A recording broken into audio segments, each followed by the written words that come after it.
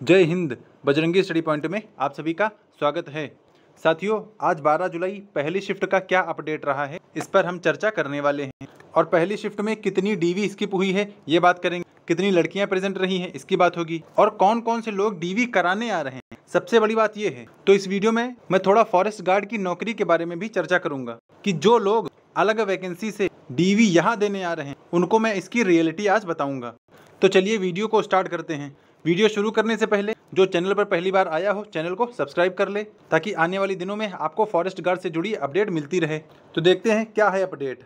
तो अपडेट में ये है कि आज डीवी स्किप फर्स्ट शिफ्ट में जो हुई है वो मात्र 13 है, यानी 125 लोगों में से सिर्फ 13 लोगों ने आज डीवी स्किप करी है। और ये वही भाई होंगे जो लेखपाल में सिलेक्टेड हैं। दूसरा, लड़कियों की अगर बात कर लिया जाए तो लड़कियां भी आज जैसे कल थी वैसे भी आज 10 से 11 के आसपास लड़कियां भी पहली शिफ्ट में देखी गई हैं। और डीवी स्किप मात्र 13 हुआ है। और इसके बड़े कारणों में ये है कि ग्रुप डी के लड़के जो नौकरी कर रहे हैं और बिहार बीपीएससी वाले जो मतलब टीचर की जॉब उनकी लग गई है बिहार में, वो भी यहाँ पर डीवी देने आए हैं। अब आप लोग ये सोच सकते हैं कि मात्र लेखपाल वाले भाई ऐसे हैं जो इंसानियत दिखा रहे हैं, बाकी ये जो ग्रुप डी हो गए और ये जो बीपीएससी वाले मास्टर हो गए, इन सबको इंसानियत से कोई मतलब नहीं है। उसके बाद में कहेंगे कि हमने किसी के साथ क्या गलत किया है। भाई जब 3000 लोगों की बददुआएं लगेंगी ना, क्योंकि आप तो इसमें डीवी करा लेंगे, उसके बाद ज्वाइन भी नहीं करेंगे, करनी आपको अपनी ही नौकरी है, और फिर भी आप यहाँ पर डीवी कराने आ रहे हैं। क्योंकि ये जो फॉरेस्ट गार्ड की पोस्ट है कोई बहुत अच्छी पोस्ट नहीं है, लेकिन जिनके पास कोई नौकरी नहीं है उनके लिए भाई बेस्ट है।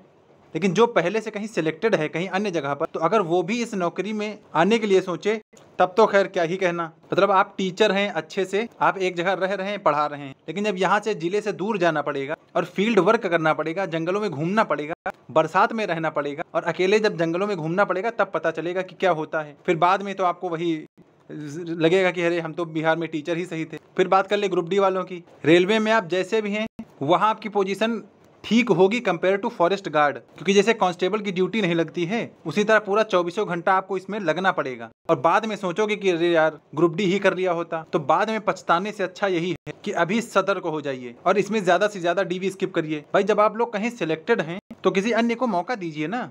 जब आप लोगों के पास नौकरी है तो दूसरे को भी आप ये कोशिश करिए कि उसको भी मिले। तो यहाँ पर डीवी स्किप की स्थिति बहुत खराब है। लेखपाल वाले भाई सब कुछ समझ रहे हैं, इसीलिए आज वो इससे अच्छे पद पर हैं। और ग्रुप डी वाले, बिहार वाले और भी कुछ एक लोग ऐसे हैं जो कि अन्य जगह सिलेक्टेड हैं, लेकिन यहाँ पर भी डीवी कराने आ रहे हैं। लग रहा है कि यहाँ पर आपको आईएएस या आईएफएस बनाया जा रहा है, यानी फॉरेस्ट डिपार्टमेंट का सबसे सर्वोच्च अधिकारी बनाया जा रहा है। ऐसे वो लोग यहाँ पर डीवी कराने आ रहे हैं। लेकिन लेखपाल भाइयों की यहाँ पर तारीफ करनी होगी कि एक भी लेखपाल का बंदा जब से डीवी स्टार्ट हुई है कोई डीवी कराने नहीं आया है। ये उनकी सोच है, उनको पता है कि नौकरी का महत्व क्या होता है।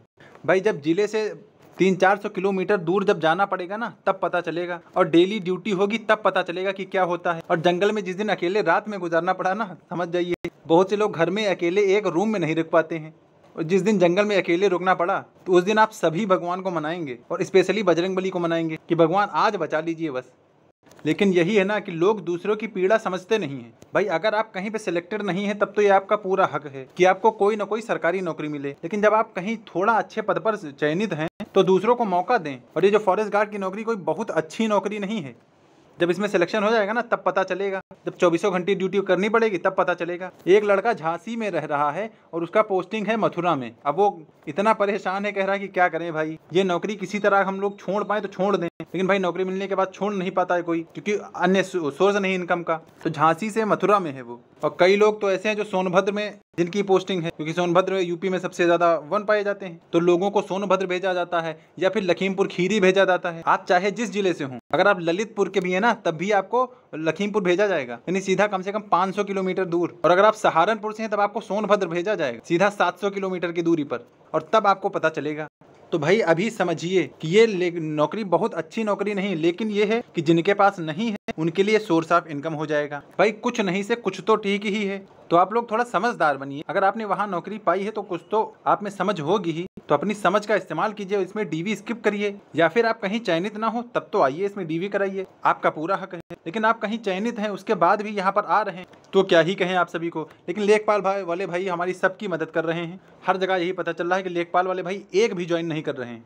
तो भैया ग्रुप डी वालों, बीपीएससी वालों, आप भी समझदार बनो थोड़ा, और दूसरों की पीड़ा समझो, इंसानियत दिखाइए।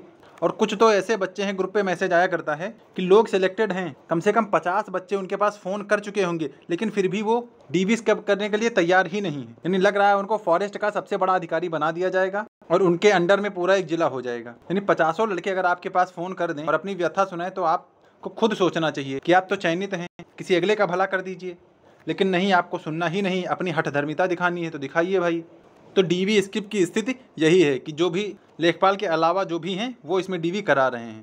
बस ये है कुछ ऐसे हैं जैसे बीएसएफ में है, सीआरपीएफ में है, वो अपनी डीवी नहीं करा रहे हैं। तो उन भाइयों का भी धन्यवाद, जो भी स्किप कर रहे हैं उनका बहुत बहुत धन्यवाद सभी फॉरेस्ट गार्ड अभ्यर्थियों की तरफ से। तो भाई आप लोग समझदार बनिए और देश के एक जागरूक नागरिक बनिए ताकि अन्य लोगों को भी मुख्य धारा में जुड़ने का अवसर मिले। बाकी फिलहाल क्या ही कहना है, बाकी दूसरी शिफ्ट की जैसे अपडेट आती है तो आप सब तक तुरंत साझा कर दी जाएगी। तो फॉरेस्ट गार्ड वाले जो भी हैं चैनल को सब्सक्राइब कर लीजिए। और हाँ, जिसकी भी डीवी हुआ करे वो ग्रुप में क्लियरली बता दिया करिए ना कि मतलब कितने लोग आए हैं, कितने लोग एब्सेंट हैं, कितनी गर्ल्स थी, कितना डीवी स्किप हुआ है, ताकि एक ये आंकड़ा लग पाए कितने लोगों ने डीवी स्किप करा है और उसके हिसाब से फिर फाइनल कट ऑफ का अंदाजा लगाया जाए। तो आप सभी भी अपनी जिम्मेदारी समझिए कि अगर आपका हो जाता है तो आप तुरंत ग्रुप में मैसेज करिए, या फिर आप मुझे भी मैसेज कर सकते हैं बजरंगी एसपी पे। मेरा टेलीग्राम चैनल है बजरंगी एसपी, डिस्क्रिप्शन बॉक्स में इसका लिंक दिया गया है, आप यहाँ पे मैसेज कर सकते हैं। तो भाई सेकंड शिफ्ट वाले बताइएगा ताकि शाम को एक अच्छा एनालिसिस मिल पाए। और फिलहाल डीवी में यही था कि फर्स्ट शिफ्ट में सिर्फ 13 लोगों ने डीवी स्किप करी है। ये लगभग सिर्फ 10% है, यानी 130 का लगभग 10% ही आज डीवी स्किप हुआ है पहले शिफ्ट में, जो कि बहुत ख़राब स्थिति है। अब बाकी भाइयों ग्रुप डी वाले और बिहार वालों, आप लोग थोड़ा समझदार बनो यार, दूसरों की पीड़ा को समझो, इंसानियत दिखाओ और डीवी इसमें स्किप करो। तो फिलहाल वीडियो में इतना ही, मिलते हैं नेक्स्ट वीडियो में, तब तक के लिए जय हिंद।